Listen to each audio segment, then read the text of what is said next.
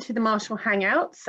This is part 2 of something we did 2 or 3 weeks ago for Digital Futures, which is part of the Marshall Scholar Symposium that was supposed to happen in Cambridge, but we've been able to do some of this online. So I'm going to hand over to Sarah Nakasoni, who's one of the class secretaries who is responsible for organising the event. Thanks, Mary. Just kind of a brief background. The Symposium, and I think most of you heard me say this last time, but was born out of this desire to have a space in which we could showcase interdisciplinary Marshall research. So, the in-person symposium, unfortunately, haven't been able to do as much online. We'll also feature a fair amount of panels showcasing people working across different disciplines, but on the same issues. And we chose the theme of digital futures because so many people's work intersected with that, on how the internet, on how digitization and globalization and technology are overall changing what we saw doing now and what we could foresee doing 10, 20, 30 years from now. So thank you to everyone who has adapted their presentations for doing them online. And I'm really excited to hear all of them.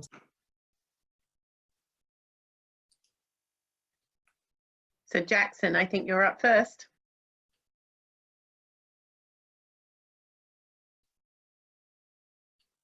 Can't hear anything. Jackson, you're on mute. Sorry about that. Are we still doing 20 minutes? So like 10 for the presentation, 10 for Q&A, or is that the plan? You've got 20 minutes of speaking time, however you want to use it. Perfect, perfect. All right.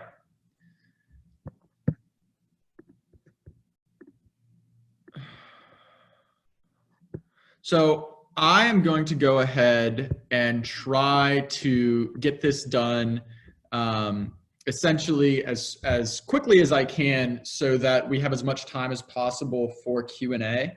The presentation that I'm going to give is based on the dissertation that I put together last year for my MA Chinese Studies at SOAS.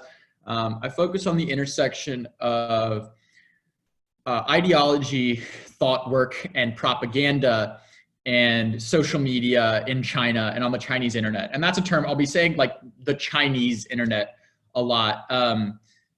And there's a little bit of controversy over whether or not that's an appropriate term. I use it here because in a lot of respects, the Chinese internet is its own internet. It's walled off by the Great Firewall. It's censored. That's a process of decoupling that began in the mid-1990s. It's been going on for a long time, but it's not by any means something that we necessarily take for granted. So just by way of introduction, within Chinese social media, I focus in particular on WeChat, which is a platform that some of y'all may be familiar with, some of y'all may use. It is without question, the most powerful vector of information transmission in contemporary China. It's got over 900 million users domestically. It's got millions more internationally. The Chinese diaspora uses it very, very heavily. And it's also very popular in other emerging markets, popular in Africa. And it's not just a social media network. WeChat isn't just a chat platform. WeChat is a ubiquitous source of news, a source of entertainment, a source of mobile payment. Unless you're gonna be in China for a couple of weeks, doing research or there for leisure, travel, etc., it's pretty much impossible to go about daily life in the People's Republic without WeChat.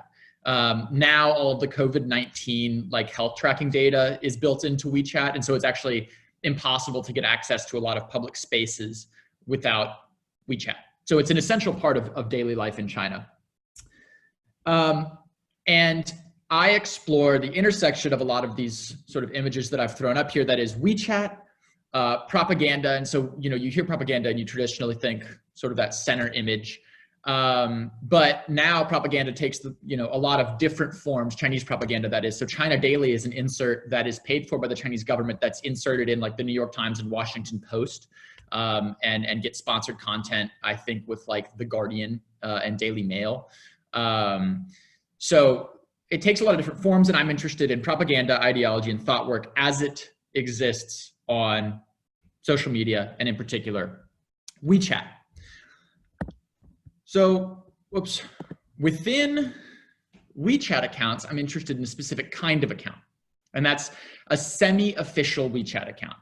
So the semi-official accounts are affiliated with an organ of the Chinese party state, either a propaganda organ like the People's Daily or the Global Times, or an actual government organ like the State Council, Central Political and Legal Affairs Committee. But they don't adopt that name. They adopt a different name. And if you do a little bit of digging, you can figure out that they're obviously connected to their sort of official sponsor organization, but it's not immediately clear. So they are, these semi-official accounts that I focus on are characterized by two factors. First, their subordinate relationship to a party state organ. And second, the degree to which they go to not necessarily hide, but obfuscate that relationship. It's there, but it's not immediately clear. And so the two research questions that I built onto that are, one, what are the differences between official and semi-official accounts in practice? Like what are differences in the content they produce? And then what role do semi-official WeChat accounts play in the ideology transmission apparatus or the propaganda apparatus of the contemporary Chinese party state? And if you take only one thing away from this presentation, I think it's the lens that I've adopted, which is by no means like my unique lens. This is a lens that we use a lot in China studies. I mean, like a heuristic lens and approach. And that is the Chinese Communist Party's ultimate priority with respect to pretty much everything that it does is the maintenance of regime stability and the security of their control over Chinese politics. And so whenever we come across a strategy, a policy, a phenomenon, for example, unofficial WeChat or semi-official WeChat accounts, and we don't know why it exists or what it's doing, it's often useful to analyze it from the perspective of how that phenomenon, how that policy influences the regime stability. Well, how does it contribute? And that's the lens that I've adopted here. In trying to answer these research questions, I've looked at how they potentially bolster the security and stability of the Chinese regime. So with respect to sort of the agenda, first we're going to look at some facts, definitions, background information. Old school. Next, we're going to go ahead and look at the methods that I used. I did a little bit of quantitative analysis on these accounts. Then I'm going to go in and present the results of that quantitative analysis, present some conclusions, and like I said, hopefully we'll have a substantial amount of time for questions. So I think it's important first to give a little bit of background information. Some of y'all will be familiar with the state of social media in contemporary China, but I'm sure that some of y'all aren't, and I'm sure that within the people who are familiar, there's a pretty substantial diversity of information that y'all have access to.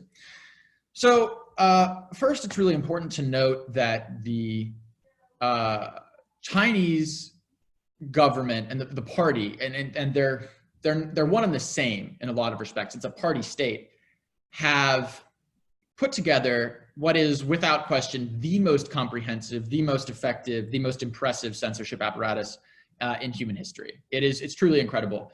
There are 600,000 government affiliated accounts on Weibo, which is another social media network that I'll talk a little bit about later. There are approximately 15% of the comments on popular news websites come from government astroturfers, that is accounts that are controlled. They're either bots or they're operated by government employees. And those astroturfers produce a little under 500 million comments or social media posts every year. And the majority of censored content that is deleted, so you've got the astroturfing, the producing content on the one hand, then you've got the censorship on the other. the majority of content that's censored is deleted within 24 hours. And a lot of it's actually deleted well under 24 hours. So the censorship apparatus works, but the regime is very decentralized.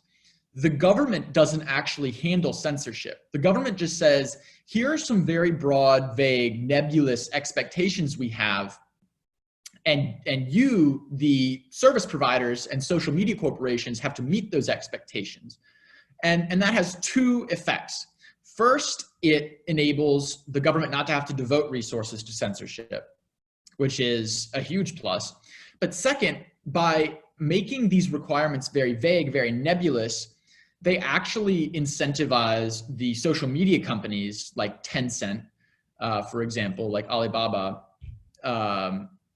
to over-censor because they're so afraid of running afoul of these vague guidelines, and doing so can essentially get an entire platform shut down. And Weibo, it wasn't shut down, but there was a big crackdown in 2013 because they were perceived as not censoring strongly enough for the party state. It's also important, I think, to get a complete view of where the party state is at in terms of censorship, to look at the actual rhetoric, to look at what officials within the party state are saying. For a long time, a lot of kind of scholars seem to think that Marxist-Leninist rhetoric was sort of just a window dressing. It was something that the party was using to justify more pragmatic policies. But at least under Xi Jinping, it's become clear that the commanding heights of the party state really do believe in their rhetoric. And so, sort of regardless of whatever we as analysts think about it, it's really important to take a look and see what it says. And I've got a couple of examples here. Xi Jinping has spoken over and over again about ensuring that the internet is manageable and controllable, guiding party cadres to distinguish between correct and incorrect opinions.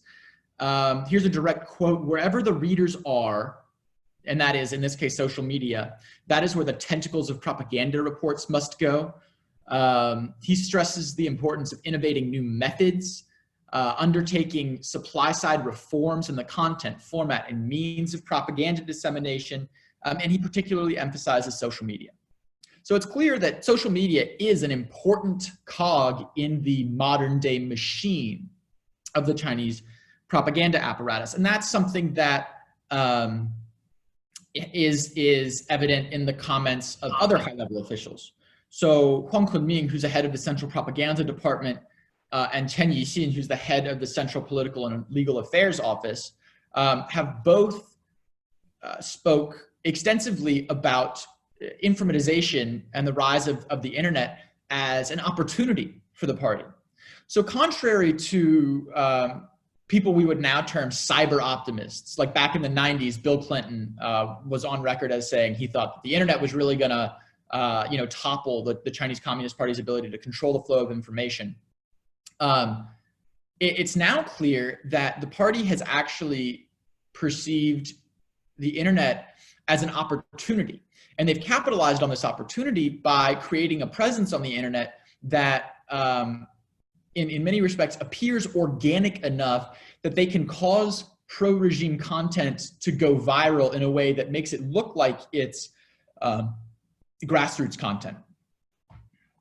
So next, I'll go through very, very briefly a sort of timeline of how we got here.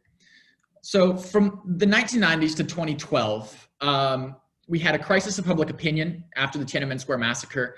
The party realized that it could no longer rely purely on rhetoric in order for support, so it turned to economic growth. But in the mid-90s, economic growth meant buying into new information technology, which meant the internet.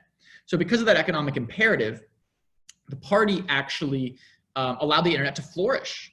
China connected to the internet in the mid-90s. By 96, there were some restrictions on the way domestic netizens, as they're called, could use the internet, but nothing much. It was still a vibrant space, relatively free expression. The Government Online project began in '98. Between '98 and 2003, about 1 trillion RMB were devoted to the Government Online project, which was essentially encouraging local government organs and lower level government organs to establish online presences. So that's sort of the beginning of an infatuation with e-government and e-propaganda that continues today. In 2005, there was a massive explosion in the use of blogs that was actually brought about by a crackdown on bulletin board sites. The party capitalized on that explosion in the use of blogs by launching Weibo in 2009. And Weibo is, ostensibly controlled by a private corporation, but it is ultimately responsible to the party. Weibo was helped out by the fact that the same year it was launched, Facebook and Twitter were formally blacklisted. So domestic netizens who'd been using those sites were sent over to Weibo. And in 2011, the Central Propaganda Department issued instructions to lower level governments and other organs to quote unquote occupy microblogs. And within 2 years, there were over 175,000 official government and party organs represented on Weibo. But as with so many other things, everything changed when Xi Jinping ascended in 2012. So when Xi Jinping ascended to the position of General Secretary of the Chinese Communist Party, he believed that Chinese propaganda, especially on social media, was in a state of perceived crisis. He thought that influencers, like real grassroots influencers, people that we would not, the analogs to people like, I don't know, Drill on Twitter that everybody is familiar with, were undermining the message of official propaganda organs. And so he went about a process of sort of extensive institutional reorganization of the way that the internet's governed by the party state. And I won't go into all the details. He passed a bunch of new laws. There's a cybersecurity law. There are other regulations. Any post that is shared or attracts a certain amount of engagement automatically creates individual criminal liability for the person that posted it, regardless of whether they intended for it to get that much engagement. The state council, which is similar to China's cabinet, lost control over the internet. Xi Jinping created the Cyberspace Administration of China. He also installed himself as the head of the Cyberspace Administration of China, and he tasked that new organ, which is responsible to a leading group that he also runs, with administering control of the internet. And then importantly, the reason that I'm studying WeChat is that in 2013, the head of the organ that would become the Cyberspace Administration of China had what was called a dinner party with some of the leading influencers and bloggers on Weibo.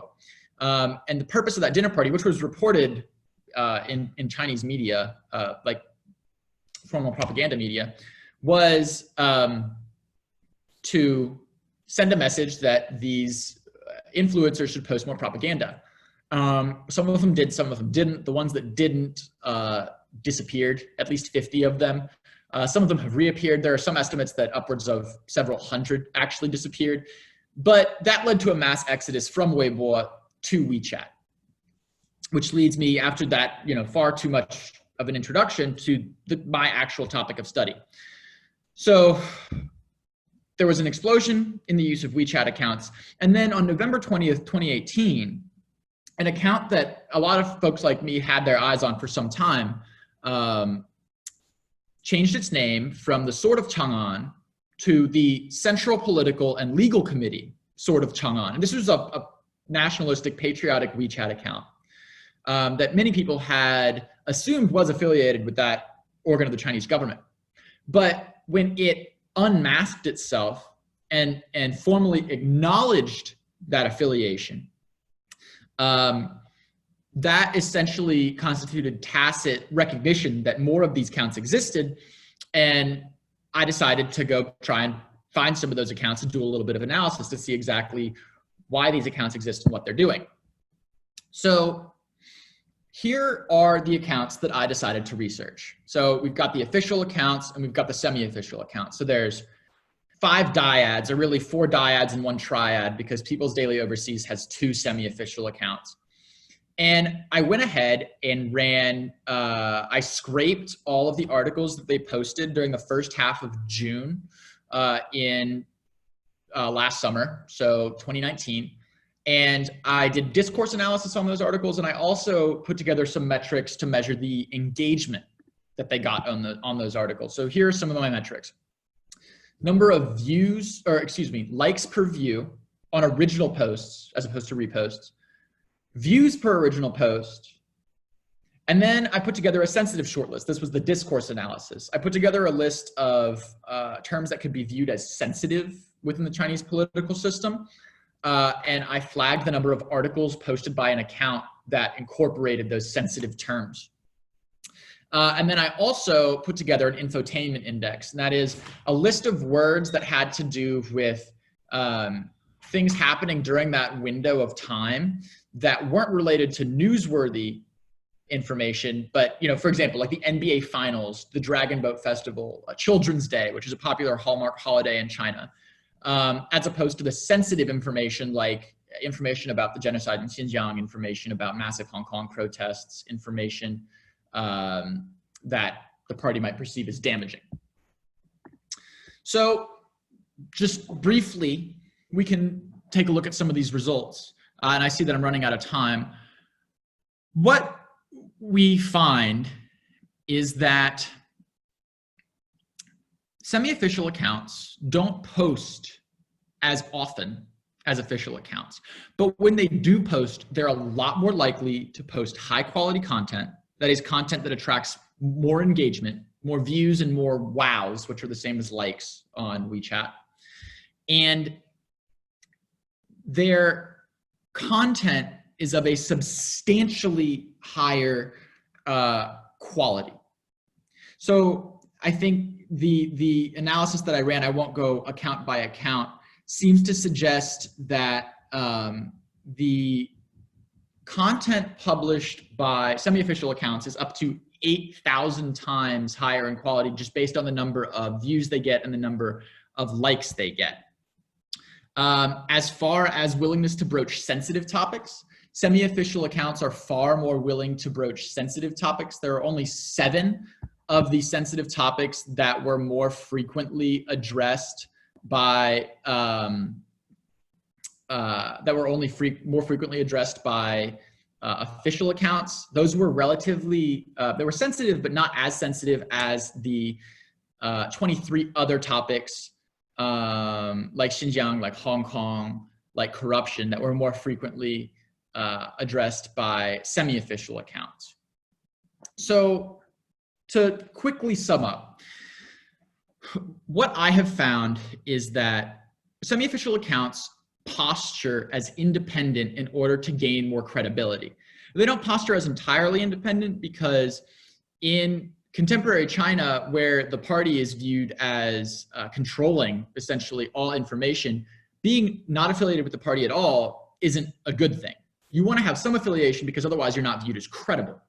But they posture as independent, they broach sensitive topics somewhat more frequently in order to try and create content that looks like it was produced by ordinary internet users and social media users that can go viral organically, and that thus strengthens the information dissemination capacity and the ideological control that is the mass line, for those of you familiar with Maoist thought, disseminated by the Chinese Communist Party.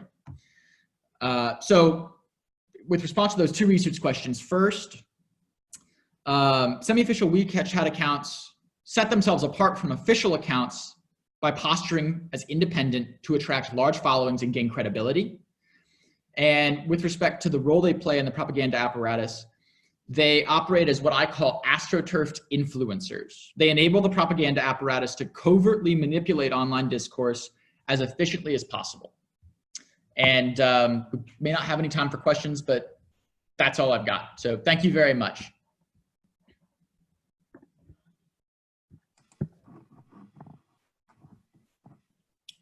Thank you, Jackson. That was great. Thank you very much. I'm sure if anybody does have questions, you can stick them in the chat and I can share them with Jackson later. Okay, Yes. our next speaker is Manny. So Manny, if you'd like to unmute yourself, we will go from there. Great.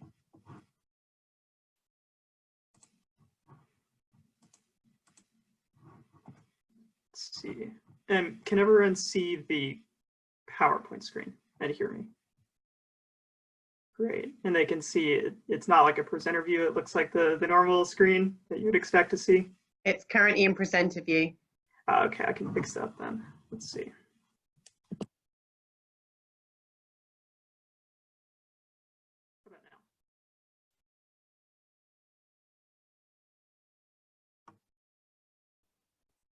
now? Okay, one more fix, sorry.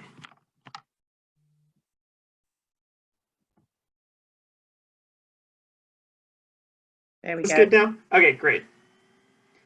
Well, thank you. For some background, my name is Manny Medrano. I'm a PhD student in the Department of Social Anthropology at the University of St. Andrews in Scotland. And I will give you about a 10 to 12 minute description and a crash course into a topic that I've worked on since 2016 and has just fascinated not me, but a small group of people around the world who dedicate themselves to studying the former communication device of the Inca Empire of South America, which was the largest pre-Hispanic empire of the Americas. And so after giving that crash course in what it's like to study quipus, I'm going to sort of uncover one of the I would call nascent parts of our discipline, which is the advent of digital technology and its use for potential decipherment projects. And with that, in November 1533, a Spanish conquistador by the name of Hernando Pizarro led a military expedition from the highlands town of Cajamarca to the former Inca religious coastal site of Pachacamac. And as Hernando's men followed Capacñan, which was the former Inca royal road, they happened upon a former Inca storehouse. And as they pillaged that storehouse for supplies, Hernando wrote a letter to the Spanish crown where he wrote the first description of what are called quipus, which were Inca-era storage devices made of knotted strings that were used to record narrative and numerical information. And what he wrote in the letter was that when they arrived and were pillaging the storehouse, and that other chieftains were arriving at the storehouse, and as they entered certain items and removed others, that the local accounts keeper nodded by means of some strings and how the accounts were changing over time. If Fernando's name sounds familiar, it's because exactly right about a year before, his brother Francisco had led the small military garrison that conquered the Inca Empire, which maintained accounts on over 10 million people from a single seat in Cusco by means of these. Quipus, which, as I've said, were knotted string devices, today survive in about 1,000 examples in museums and private collections around the world. And even just from this small sampling of images, you can see the incredible variety of objects that today we find. Some are mounted on wooden bars, as in the lower left image, although that is largely in the minority of cases. But when mounted in museums, these form incredibly diverse repositories of information. When I go and work with one of these quipus in a museum, they're often not on display, and they look sort of like this. They largely not cleaned yet. They're covered in dirt, and they're kept often with other textiles in the offsite storage depots of museums. And if you're lucky enough to join archaeological digs in South America that to this day are continuing to find quipus, then you often find them like this. Now, this image might be the perfect visual representation of what goes on in the head of someone who's trying to decipher these objects. And I can say for that reason, if that was too distressing, we can move to this schematic image, which the diagram shows a simplified version of what a quipu is and how they potentially recorded information. Their general structure involved a horizontal cord from which hung between 1 and up to 1,000 of what we call pendant cords, and that hung down like icicles when the primary cord was held in the two hands of a cord keeper, or in Quechua, Khipu Kamayak. And the pendant cords that hang down from the primary cord each have some number between 0 and many knots on them that in most cases I'll describe in a second, represented numbers in a decimal number system. The pendant cords can themselves have different cords attached to them, which we call subsidiary cords, and those subsidiaries can each have knots on them as well. And even as we proceed, it becomes easier and easier to see how much complexity it could be represented in each one of these strings. When describing Inca Khipu practices, even though they're most famously associated with the Incas, there are actually several traditions that evolved over time, of which we have archaeological evidence. And the Inca certainly did not invent quipus as an administrative technology. Their predecessors, the Wari polity, which was based in the South Central Andes, gives us today the first archaeological evidence of pre-Inca quipus, which were largely more colorful, they were larger, and one could argue less standardized, if you will. There's more variation to them. And the few examples that we have reliably dated and through radiocarbon dating are what inform this graphic.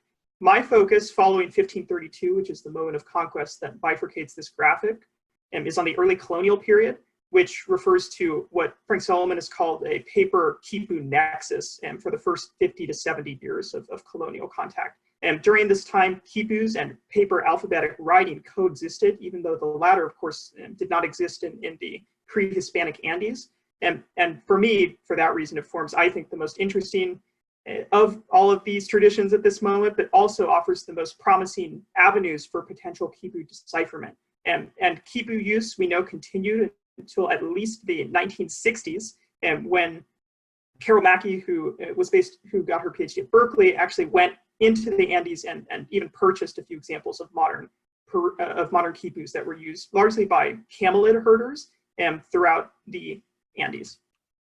The quipus today have undergone a diaspora, I would call it, and they're based on 3 different continents. And it's difficult to see the numbers because they're a little too small to read here, but largely you can see in Europe is where these are concentrated. And the largest red circle is based at the Ethnological Museum of Berlin, which has a reference collection of over 300 quipus that were entered into its collections largely in the latter half of the 19th and the very beginning of the 20th century.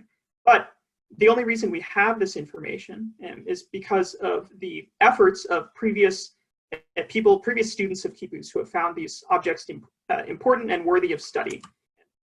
In this graph, I show largely the lifespan of modern Khipu studies as a discipline. In 1923, Leland Locke, who was based at the American Museum of Natural History in New York, published the first inventory of 42 quipus and wrote in that article that museums all around the world should continue to publish their quipus because he had some sense, even though this was before the advent of using computers to study humanities questions, that having all of the information about quipus in a sort of a widely accessible form would be helpful for their study.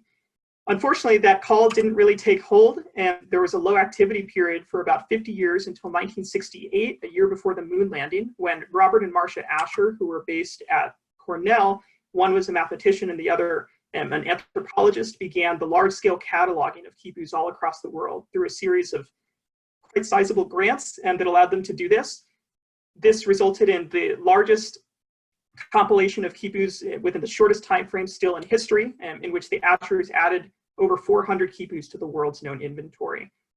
When the Ashers completed their studies in the late 80s, Gary Urton, who's based at Harvard University, began his studies, and he himself has added several hundred quipus, including the beginning of the green line on this graph, which was the creation of the Harvard Khipu Database Project, which lists as its kernel, if you will, as its seed, all of the Asher quipus, which were digitized and then have given rise to several hundred more quipus that are now available in digital form on the database website. And it's a project of which I'm a part. And so I like to say that I'm part of this little purple bar on the right side and will continue to grow that number of both lines as time progresses.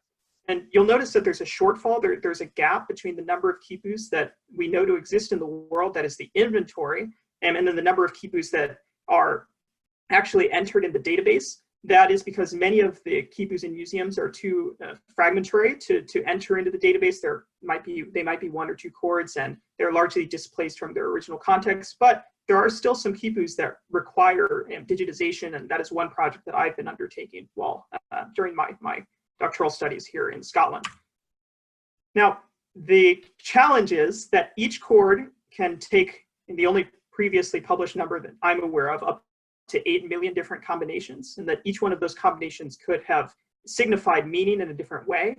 Quipus, as I've mentioned, in the vast majority of cases, utilized a base 10 number system where knots placed at different levels of a decimal hierarchy on a single chord could represent numbers. So taking this quipu on the left, the chord to its right would sign the number 124 with 1 knot at the hundreds place, 2 at the tens, and then a long knot is what we call it at the 4 place, or at the ones place. The construction of chords themselves, however, involved binary choices. And when spinning threads to form a chord, the resulting spin forms an oblique axis that either goes from upper left to lower right, kind of like the backbone of an S, or from upper right to lower left, like the backbone of a Z, which we think was a meaningful binary indicator of information. Khipu chords were attached to the horizontal parent by means of a binary attachment knot, which we have just called recto and verso, which refers to manuscript pages. And finally, the ones places use a similar binary system that we've also used the vocabulary. The colors of quipus also offer more opportunities for recording complex information. And in this example, you can just see once quipus have been preserved in museums, and we have assigned them a color based on the codes produced by one of Gary Urden's former students at Harvard and with the creation of the database in 2002. The point of all of this, which is to center quipu information in a single location so that we can targeted queries of the database to answer targeted research questions. Were indicators of meaning standardized across the empire? Were these indicators used to varying degrees in different locations of the former empire? And that means when one of the researchers in the team, so in this case, in my trip to Detmold, which is a very small town in Germany, and the quipu on the left is in their collections, and that entire quipu I recorded in Excel, which is our intermediate step before we enter it in our database. But that quipu, however small it may appear, took about 2.5 hours to record. So it really is a time-intensive process. But again, if we do it correctly, we don't have to go back to do it again, presumably because its information is entirely represented and by our digitized version of it. However, this doesn't really get us to the question of quipu decipherment itself, which is the last topic we'll discuss right now. Frank Solomon has described the modern study of quipus as a bridge half built from 2 piers, whereby on one side there are about these 1,000 archaeological examples that I've described. But on the other side of this bridge, the seemingly insurmountable gap, there are scattered colonial references in alphabetic writing produced by the Spanish during that first 50 years or so of contact. And the challenge ongoing of quipu decipherment is to complete the bridge. That is to find a union of context, that is the written references and chords in the same location. And we think to this day, there's one such example that I've written previously about with Gary Urden, and that it comes from a revisit undertaken in the year 1670 in a tiny town in the department of Ancash, which is on the northern coast of Peru. And when Spanish administrators arrived at this village to assign tribute after the population had originally declined and thus required a new allocation, the Spanish tell us in their write-up that every one of the tributaries knew what they were supposed to pay and placed it and put it in quipus. In addition, the Spanish gave us a list of 130 names of the taxpayers on the right-hand side of this slide. The remarkable correspondence that we've written about is that this list and the numerical information of the tax was wholly represented in these 6 quipus. That this archive, if you will, of quipus recorded and actually enriched our understanding of the Spanish census document, both through the numerical values on its chords as well as its attachment knots. That's to reference that binary knot and how the pendant chords are attached to the horizontal parent. That binary variation, we think, recorded the geographic origin of the villagers in this location and gives us the first instance of a non-numerical piece of information recorded on quipus that was not included in the Spanish census document. Denise Arnold has referred to quipus as mathematics incarnate, And while I may not go that far and agree with that, I would say that they certainly should expand our notion of what writing is and what it can mean for our study of societies before and just other than writing. The second and last avenue I'll discuss for the future of Khipu decipherment is heavily digital, and even more so than the database because it uses it, but expands upon it, is that in that very special convergence, that Khipu paper colonial nexus that I've mentioned, Khipus were actually admitted as evidence into Spanish colonial courts from roughly the 1550s, ending in practice and in the surviving evidence around the 1570s and 80s. During that period, Khipus would be brought by native informants and read out loud, at which point a Spanish interpreter would translate the Quechua or Aymara, which is the other large Andean language, and that testimony into Spanish, and the Spanish would be recorded by a notary or scribe in what we call a Khipu transcription or a paper Khipu. There are about 1,000 pages of these paper Khipus left, largely kept in the Archivo General de Indias, which is in Seville. And one of the ongoing projects is to see if there's a match numerically between the sequences of numbers that are recorded in the Khipu transcriptions in the archives in Seville, and one of the sequences of numbers in one of the archaeological Khipus that is now preserved digitally. You could say it's living its digital afterlife now in the KDB, which would for once bring us to that union of context and chords, that the completion of the half-built bridge that Solomon called for so long ago. In practice, this can be done by digitizing the paper Khipus and syntactically annotating them so that we can look at trends, which I've previously done in changing types of information that are recorded, different variations in numerical values in different parts of each, and can just sort of get at sort of in our early steps to understanding what types of information Khipus recorded and how that changed from before and after the conquest. With that, the very last thought I would add is that these transcriptions come to us from all over the empire, even though the archaeological examples themselves only come from the coast.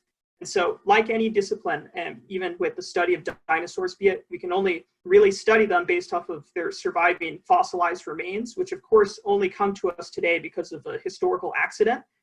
I would argue that Khipus are no different in that sense. The few that survive today are those that have escaped weather conditions. They're the ones that were not kept in the highlands where it's wetter.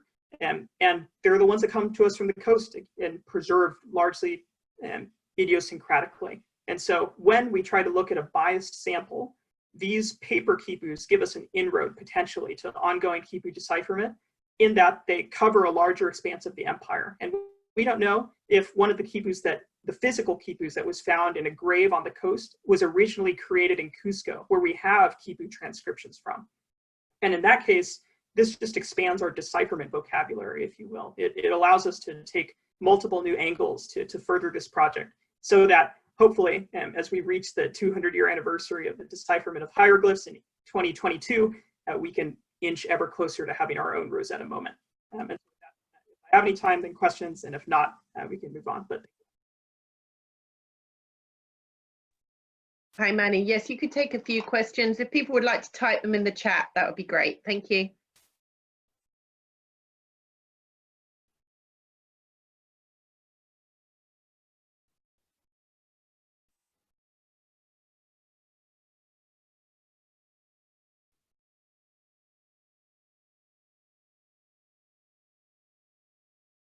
So yeah, if you have any questions, if you can stick them in the chat, that would be great.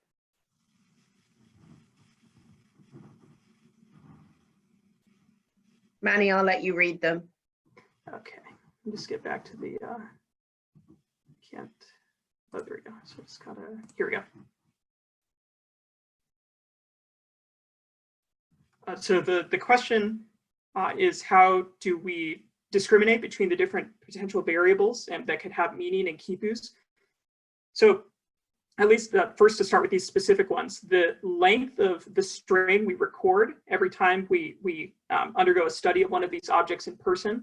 The challenge there is that oftentimes various strings are broken just as a result of their idiosyncratic preservation. And so it's difficult when we discard all of those to try to form really solid conclusions based off of them. But at least at this point, it doesn't appear as if there are major trends that the length of chords recorded. And I'm really staying focused on Inca and early colonial quipus because their usage became arguably more varied, or at least the types of quipus that were used on local levels and become more visible as we go across time. And the very standardized Inca examples are actually relatively few and far between, we think. The size of the knot itself, again, this could be influenced by the type of material that's used to create the cord, and because camelid fibers are thicker than cotton, which is what a majority of the surviving quipu pendants are made out of.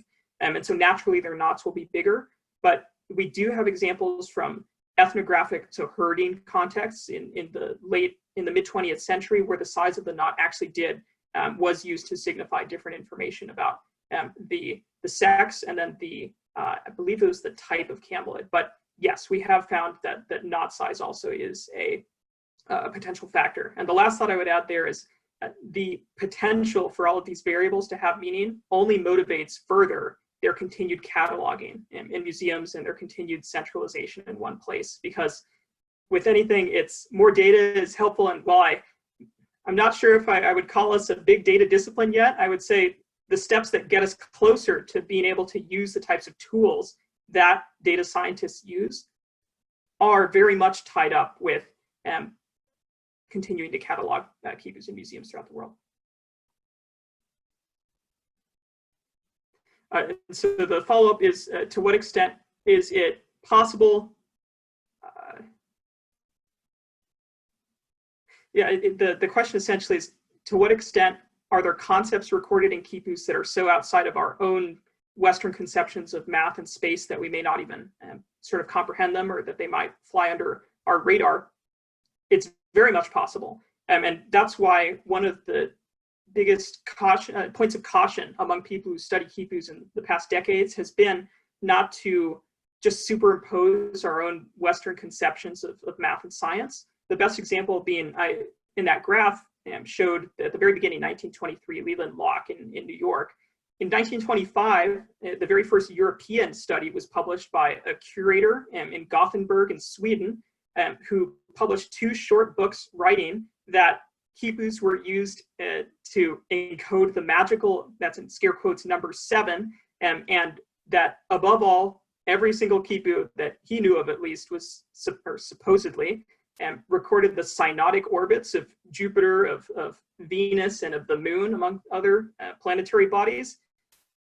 You would think we could just discard that, obviously, as pure Western superimposition, but that opinion during that quiet period, that dead period of 50 years or so, was the prominent hypothesis in the study of these objects. And so it is damaging when individual opinions like those come out, because it was based off of nothing better than mathematical gymnastics.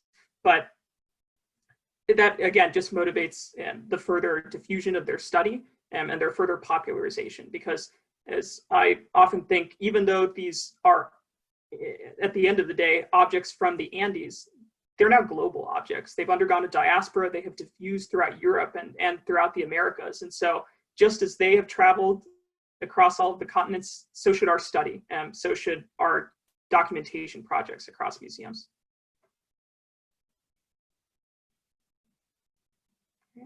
And I know we're cut for time, so I will be happy to answer any other questions. Feel free to reach out to me, but I'll pass it back. Thank you very much, Manny. That was fantastic. Really great. Thank you so much for doing that for us. Really interesting. Okay, so we have our last 2 speakers, Malika and Lucy. So if you'd like to unmute yourselves. Hopefully, there you are. There you are. Hello. So while Lucy gets the screen set up, I just want to say from both of us, thank you all for making this happen. We're really excited to be able to share with you, even under non-ideal circumstances. Also, the 2 presentations that came before us were amazing, and we were very excited to hear them.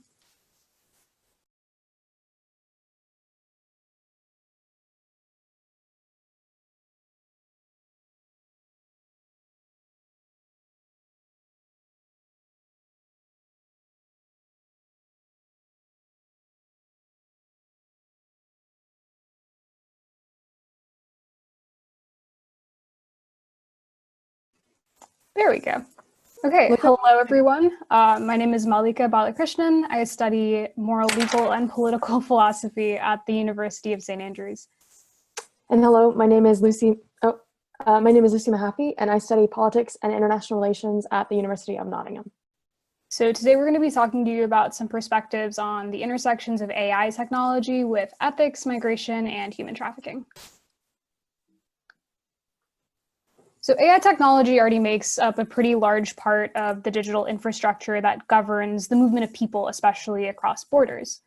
Many of y'all will remember in traveling in and out of the UK, these e-gates at the airport.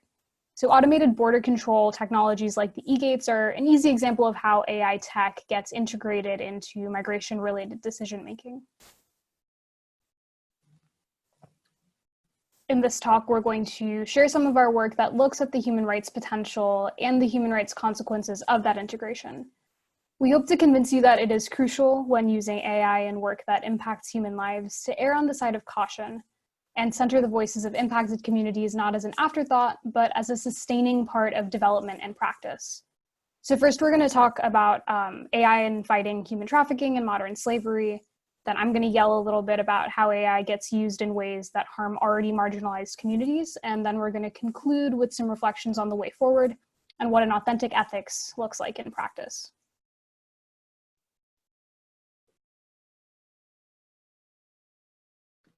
So first, we'll just kind of go into the topic of AI and human trafficking. So I want to talk a bit more about the intersection of human rights and technology, and specifically focus on modern slavery and human trafficking. So today there are actually 40 million modern slaves in the world. The International Labor Organization estimated this in 2016. And this means that people are forced to work without pay and they can't walk away. And I do want to clarify that in the US, we tend to use the term human trafficking, and in the UK, we tend to use the term modern slavery.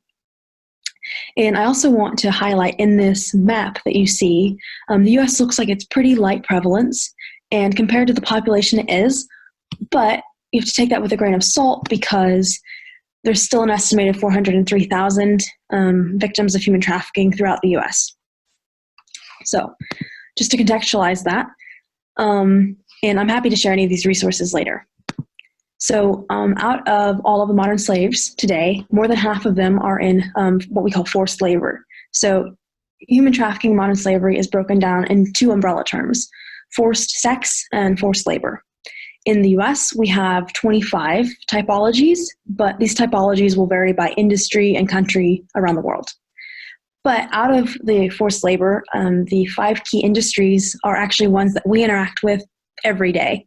And I was kind of surprised to learn about all of these. I'm a big chocolate lover, so I was especially heartbroken about the cocoa industry. But it's really important to obviously know these. And I also wanted to chat a bit about the 2 biggest questions we ask when we look at this topic usually are: how many people are victims of modern slavery? We have some estimates, but we really want to know how many people, and also where are they? So it's actually pretty exciting that I am at the University of Nottingham working with the Rights Lab, and we have partnered with the United Nations to create a freedom blueprint. So discussing and making a blueprint on how we can actually end modern slavery by 2030. And one of the 6 teams at the Rights Lab is actually looking at slavery from space. So human rights groups and governments and lots of other organizations have used satellites to look at humanitarian crises for the last decade at least. And there are instances of mapping modern slavery and fishing around Thailand, Pulitzer Prize winning articles around that. And they've also been used to look at prison camps in North Korea. There's lots of uses. But my group is looking at a lot of different things, including the brick belt. So there's something called the brick belt in Southeast Asia. And basically up to 60 or 70% of brick kilns in this brick belt use child labor or exploitation, and they're victims of human trafficking and slavery. So what we can do is we can actually combine satellites and artificial intelligence to look at this. So we can train artificial intelligence to recognize this unique shape that kind of looks like a football field. And these are brick kilns. And instead of having humans pour over a lot of satellite data to find every single one of these throughout an entire region, we can just train artificial intelligence to do that, and it can actually not only begin to map that, but it can maybe even start to predict it. And so that's very helpful, and it has really big implications for policy. Especially, it's important to triangulate this with on-the-ground information from governments and NGOs, but it's very exciting. And we can actually use this not just in brick kilns in India, but in other sites of human trafficking and slavery with pretty big physical locations. So in fish processing in Bangladesh, so actually this is protected forest, nothing is supposed to be here. But if you could zoom in, I'm sorry, the picture's blurry, if you could zoom in, you'd see children actually scampering on these really, really big fish drying racks. And so there are lots of cases of child labor and human trafficking here as well. And in addition to this, you can actually look at mining in Peru as well. So nothing's supposed to be here either, but you can definitely pinpoint, and you can say, you know, if a company or somebody lies to you and says, no, we're not mining, you can actually say, actually, you are. But you might have caught on that not only are humans being exploited, but there's lots of instances of environmental degradation.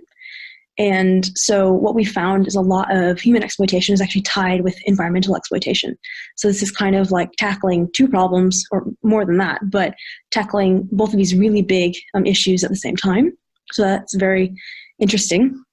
And the really exciting thing is we've actually found that up to a third of modern slavery is visible from space. So you obviously can't track domestic servitude, so something that would happen in a household, but lots of cases of modern slavery are visible from space. And we're hopeful to see where this goes.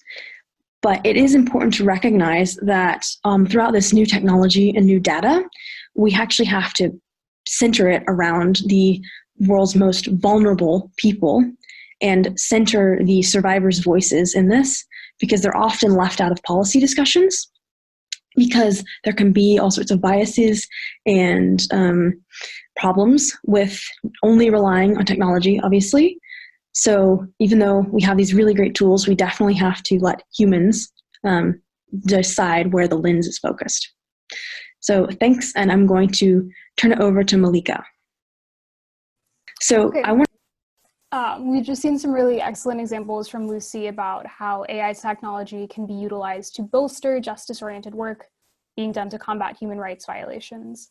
I think it's crucial, however, that public and private sector actors not get caught up in the wave of what gets called techno-solutionism, or the urge to try to basically code our way out of complex, nuanced political and social dilemmas through AI as a panacea. Doing this without the necessary oversight infrastructure, and sometimes even doing this at all, endangers already marginalized communities that tend to be disproportionately and negatively impacted by these so-called solutions. So on the next slide, I want to show you one example of this, which is the role of the data mining firm Palantir in the surveillance and detention of migrant communities in the United States. So as Abby and Claudia mentioned in part 1 of the digital symposium, Palantir has come across a lot of public criticism for their contracts with ICE, US Immigration and Customs Enforcement. Palantir sells a couple of tools, investigative case management software, and then a tool called Falcon. And these tools were pretty crucial in the detention and mass raids of almost 700 people in Mississippi in August 2019 alone.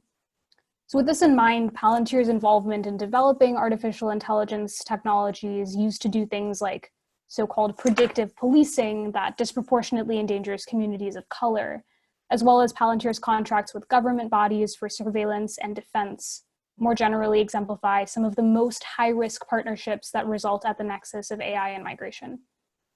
And so the reason that I'm telling you about this is because I think in all of the hopefulness that happens in the development of AI technology, it's important to remember that the movement of bodies over borders is a hot zone for human rights violations enabled by the use of AI.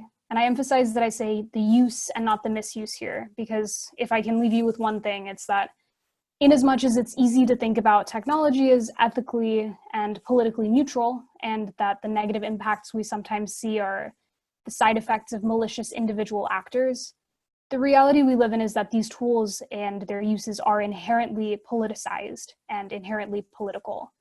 So from the e-gates that we're familiar with to tools that purport to determine if a migrant is telling the truth at the border, to an ICE tool whose algorithm automatically recommended detention for 100% of people waiting on their immigration hearings, the human rights of AI is a huge field that has immense impact on real lives. So with that in mind, how do we move forward? How do we demand that AI be used in the service of justice and not otherwise? We don't have easy answers to this question, but we do want to leave you with a couple of notes. First, organizing, mobilizing, and demanding a human rights-focused strategy is something within all of our purview. Speaking personally, I work with a student-led organization called No Tech for Tyrants, and we raise awareness and advocate around these issues at UK universities.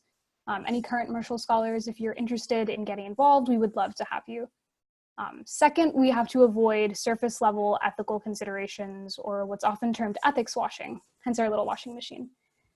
This refers to situations where tech actors view the adoption of ethics as basically a tool to avoid regulatory solutions. You slap some guidelines on it, announce an ethics advisory board, and basically you're as good as new. Or you can reframe your work in humanitarian language. For example, even Palantir claims that it works with ICE to combat human trafficking. To be clear, there are definitely discussions of ethics in AI happening, and there are frameworks of fairness, accountability, and transparency that are being used. What we want to emphasize here is that it's just crucial to think about whether these discussions are really addressing the root causes of structurally perpetuated injustices and power inequities, which leads us to our third and final point. Yeah, so kind of just to echo everything Malika's been saying, it's just third and most importantly, where there's community impact, there has to be community input. So speaking personally, at least as far as human trafficking and modern slavery goes, at my lab, there are 6 teams. One of them is actually led by survivors talking about how they've been impacted by this. Because whereas Manny's kind of trying to find these fossilized ancient things, we have very living autonomous people that can share their own experiences, and they are the experts on this. And so it's really critical to not only listen to them, but actively seek their input in a trauma-informed way. And so that is, I guess, where we will leave it. And then we are happy to take any questions. If you'd like to read more, we can share stuff too. Thank you. Thank you both. If anybody'd like to ask a question, if you can stick it into the chat, that would be great. I'll let you guys read it though, because I have to put my glasses on to read it.